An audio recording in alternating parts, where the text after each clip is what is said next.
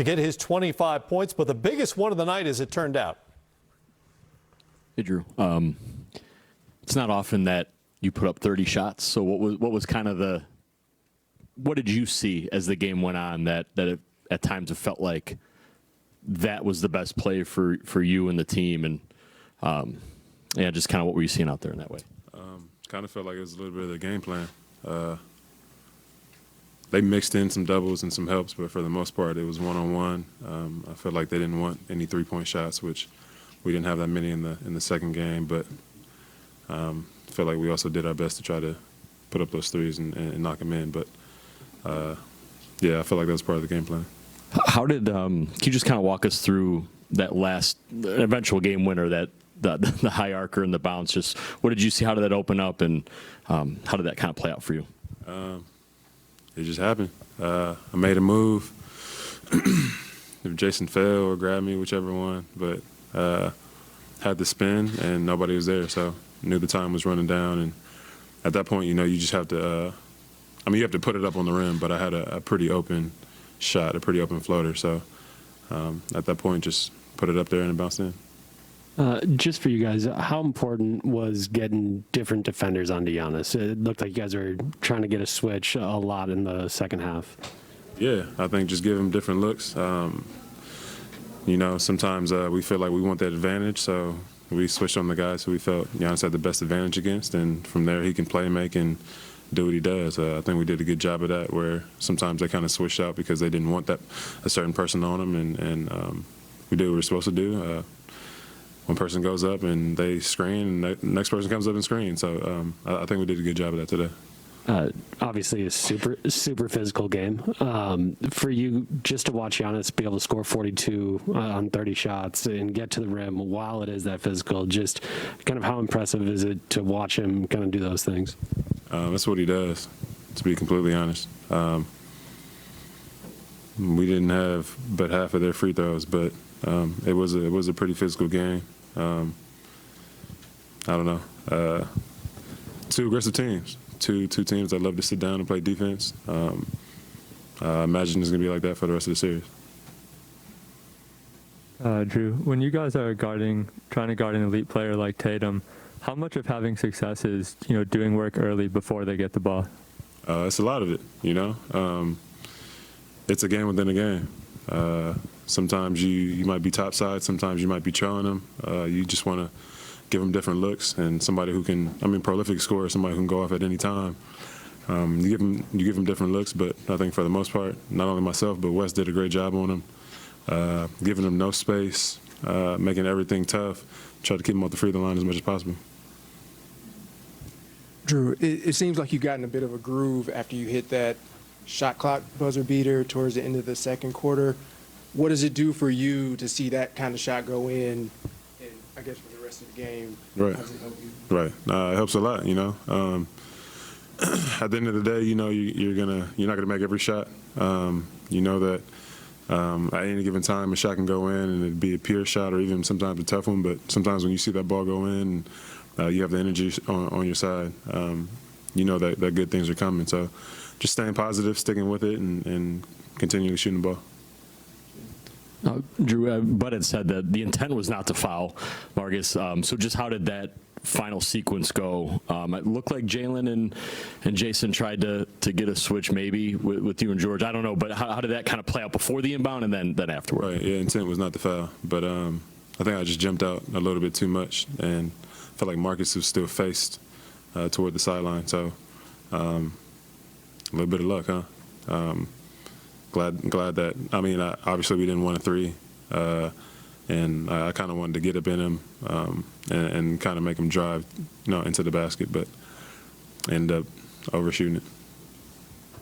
You and Giannis, it looked like ran more pick and rolls together in this game than y'all have been in the past. I'm just kind of wondering, how comfortable, how you feeling about just those actions with you two together, and do you feel like as this continues, the rest of the series, y'all can maybe... Feels pretty good. I know sometimes with us, they switch, but there's a lot of times where they didn't. And coming off and getting to the paint, getting to the basket, I feel like with the ball in my hands, I can make those plays. I can make that shot or even kick out. But I mean, me and Giannis have done pick and roll plenty of times. In this series, I feel like it's going to go to it, especially with Chris out. Down the stretch, it's going to be us too. And then just Giannis has the tough shooting game last game. Kind of how would you just describe him the last few days, trying to sort of bounce back from that, his preparation or mindset? Giannis being Giannis. I don't think that he freaked out or did anything different. I feel like he prepared the way that he prepares. Mentally he's solid and mentally he's consistent. And he also knows that not every game is going to be a bad shooting game. So he came out tonight and did what he does. Hey, Jrue, if you can, take me through the final 4.6, right? How slow is that clock ticking away in your mind as you're battling for a ball and you just can't quite get it? Right. Yeah, it was a long time. It was a long time. Marcus got off the line pretty quick, so I don't know if that was he got off the line pretty quick. But, I mean, he caught the ball, shot it. There was another tip, and then Al had 2 more tips. I don't know, that's a long 5 seconds, but I'm glad it went our way. Steve? Just, the Celtics were arguing for a shooting foul on that 3-point. What was I don't know if you've seen it on replay since, or what was your perspective on, were you pretty certain that you had gotten him before the shot was? I mean, honestly, it looked like he was still facing the sideline, and that's not shooting motion. He wasn't facing the rim, so. And just, was this kind of the type of series you expected in terms of the physicality? For sure. I expected in the playoffs, period. With the playoffs, refs might swallow the whistle a little more. Team's intensity, and you get to lock in the players, and it's just competitive nature, right? So we come out, we're aggressive. We beat them game 1, they beat us game 2, and we know that both teams know this is going to be a big game, a big win. So defensively, we know that as a team, and they know it as a team. That's how you're going to win games. Eric, and then David to wrap it up. One of your assists tonight comes on a skip pass to Pat in the corner. I think he catches it up above his head, keeps it up there, and is able to hit a big shot. Just how much trust do you guys have in, one, I guess, his ability to kind of master that difficult skill, and then on top of it, just to hit big shots in the postseason? That's Pat. Pat's done it. He did it last year. He's done it quite a bit this year. Just big shots in general. Even up there at the top of the key where he might have had one tonight that he missed, but we trust him, and we want him to shoot it confidently, and we know he's one of our best shooters. But the catch it high, keep it high, not many people could do that. I think it's probably like him and Clay. But I might even like that shot better than his regular shot. He works on it, and you see him do it, and I feel like every time he does it, it goes in. So, yeah, I trust it. Jrue, you've been in a million playoff games.